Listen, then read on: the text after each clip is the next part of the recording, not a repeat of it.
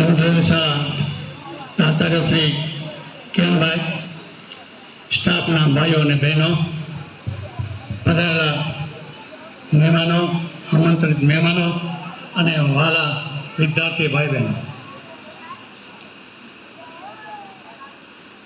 વાત કરતા તો બહુ આનંદ થાય છે કે આજ શાળામાં મેં 25 વર્ષ નોકરી કરી. આ ભૂલકાઓ બેઠા, એના પપ્પા તો કદાચ નહીં ભણ્યા હોય, પણ એના પપ્પા મારી પાસે ભણ્યા છે, એટલે કે તમારા દાદા.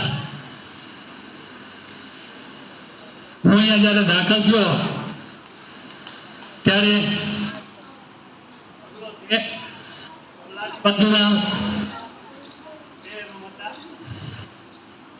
આ બે રૂમની અંદર 7 ધોરણ